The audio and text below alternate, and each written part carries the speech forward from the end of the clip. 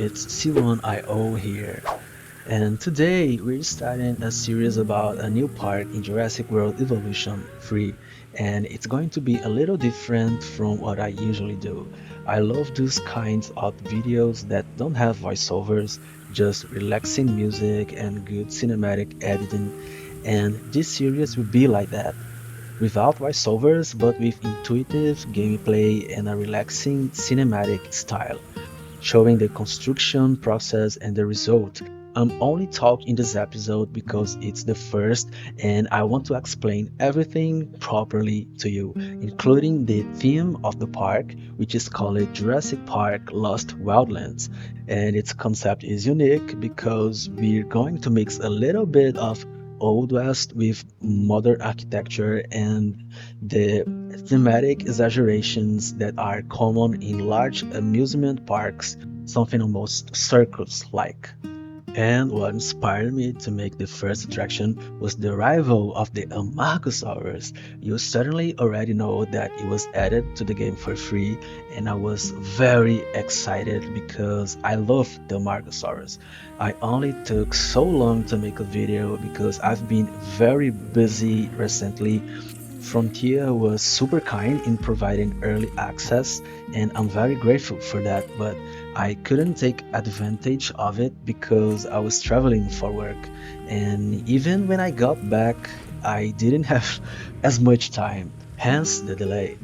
But the time has finally come. Let's create something really cool because the return of Amargasaurus has intensified my love for spiky dinosaurs. So let's create a themed petting zoo. Prequel Pals Encounter.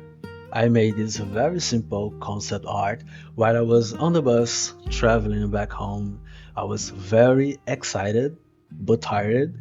I ended up sleeping so much that I only woke up when I had already passed my city. And the trip that was supposed to take only 8 hours, I guess, ended up being much longer.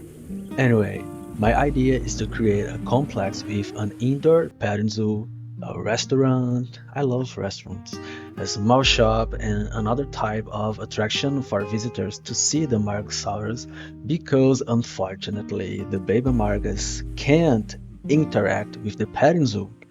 This disappointed me a bit because I thought he was going to be the first sauropod to use the attraction. The baby is small and fits there. It's smaller than other dinosaurs that use the attraction, so I didn't understand why Frontier did that. Actually, the idea for this episode was to create a petting zoo entirely dedicated to the Amargasaurus. But since he can use it, I decided to transform it into an attraction for spiny dinosaurs in general, which is why I also added the Chungkingosaurus and the Gigantspinosaurus. But now, let's begin! The first thing I'm going to do is a unique decoration for Amargasaurus, a themed fountain with a panel. It's all very simple. The fountain is quick to make. I used a glitch that increases the scale variation of objects to make a larger puddle of water and to grab small metal supports to glue the panel pieces I'm going to make. If you want to know how to do the glitch, I will leave a link to the Wavy TV video in the description. The laborious part here is the panel. It's a very simple piece of art, and that's why I thought it would be very quick, but I was wrong. The process, despite being simple and easy, is extremely time consuming because there are many small pieces to place. I think it took me more than an hour and a half to finish, and there were more than 2,000 pieces carefully placed to make the specific shapes. I left Amarga's panels separate to facilitate color changes and for individual use.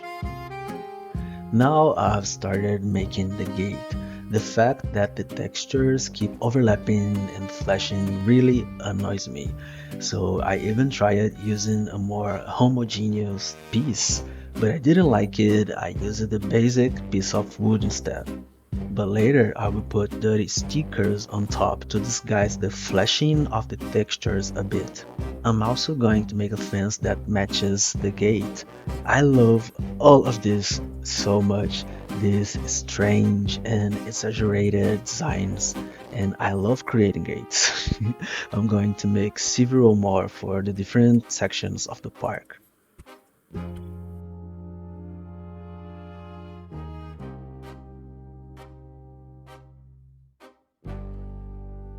One thing I forgot to mention before is that this will be an exclusive park for the Jurassic members of the channel. Sometimes I make an exclusive map for them and I realize it's been a long time since I added a map. Anyway, to make the spikes on the gate, I also made panels using fonts. To be more specific, I used the letter I, the comma, and the period. The same way I did for the Amargassaurus panel. And this kind of stuff always takes time.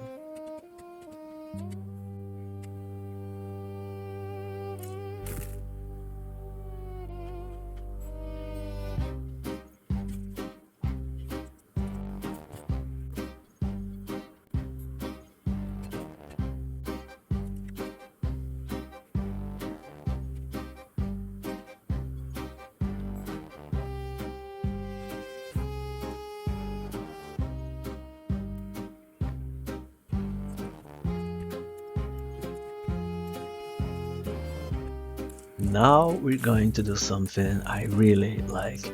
It's great for implementing decorations, custom made light signs or posts that glow a little. It's something I did in the third episode of Jurassic World Brazil, but you haven't seen yet because I haven't finished it. So I haven't made the video yet. There, I'm doing a frosty section, a snowy environment, and I'm using a luminous combination with a translucent piece and a torch. It gives a really cool effect. The light isn't very strong, but it shines during the day and it stands out even more in the shade or at night. I really wanted to use this effect here, but I was a little hesitant because this is a desert. In Jurassic World Brazil, it's looking really good because it combines these warm, colored light decorations with its snowy white environment. It's looking really cool, cozy. It's like the feeling of Christmas. But I wasn't sure if it would work here. But I'm glad I tested because it turned out really well. You will see at the end. Anyway, to create this effect is very simple. Just use this translucent panel from the Wetlands DLC, placing torches behind it. You will be making a sandwich. The panels are the bread and the torches are the filling. You just have to be careful not to make anything too thin because the fire might show through and we want to hide the fire. If you want to make something thinner, just use the glitch again, which is what I'm going to do in a moment to make some small lamps. But the glitch is not needed now. Another detail is that the panel only matches warm colors, as the light around it has the color of fire.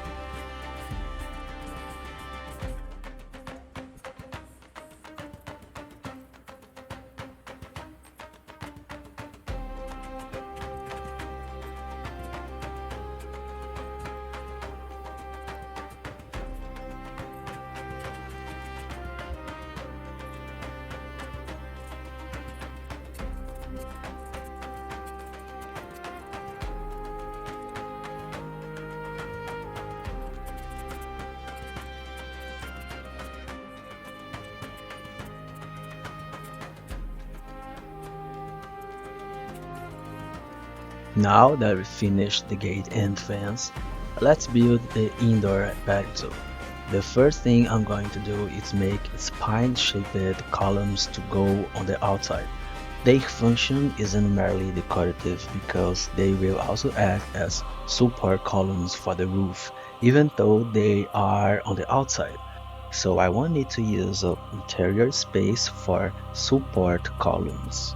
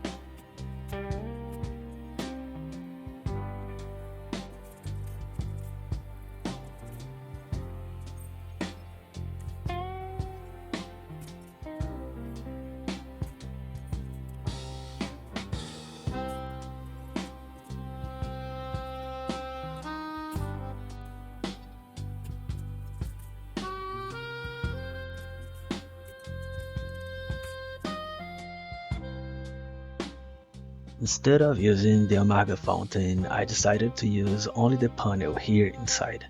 But since it also has Stegosaurus, I'm going to make a Chungkingosaurus panel, but I'm not going to record the process because you already know how it works.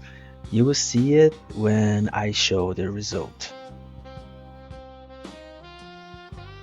Now I've started decorating the petting zoo, and since I want it to look natural, like an extension of the enclosure, I'm going to cover the iron fence with rocks, add plants, natural puddles of water like a fountain, natural planters.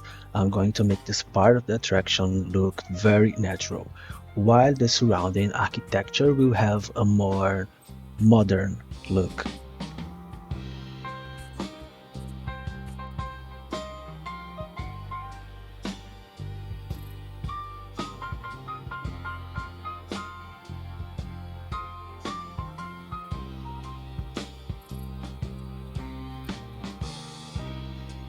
Now it's time to use the glitch to shrink the torches and translucent panels to make small lamps.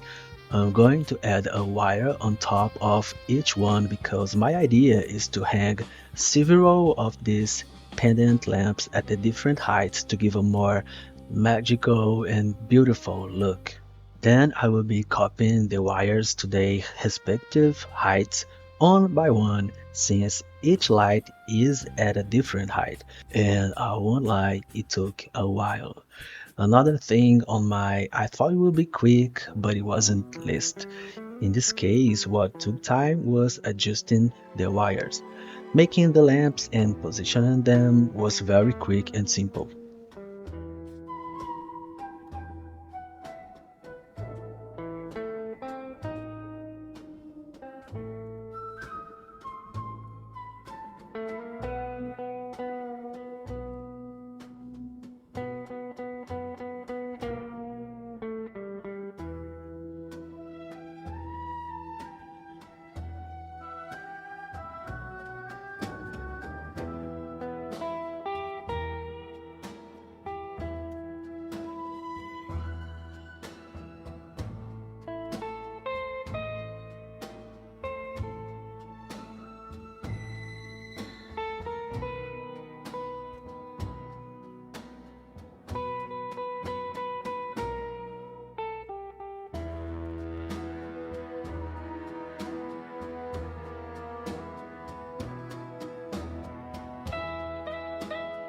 Now we're going to create the environment at the entrance of the attraction and the animal's habitat. Here in front, I'm going to use dry trees and upside down trees because they have a more spiky look. And here at the entrance, I've created extensions of the habitats so that visitors can see some dinosaurs from afar and get curious and excited.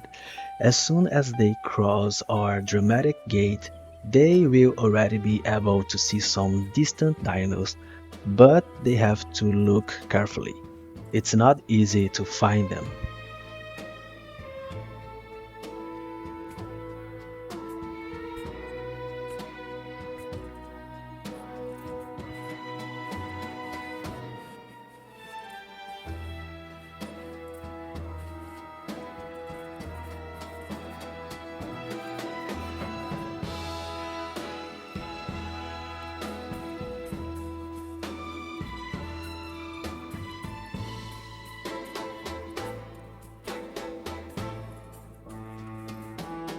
We finished the petting zoo, but not the entire complex, as we are still missing the restaurant and the shop. I also want to create some custom lampposts to put outside, but we will do that and much more in the second episode. You can even see that the building materials are here. The restaurant will be on the left and the shop on the right. But now let's see how the petting zoo turned out.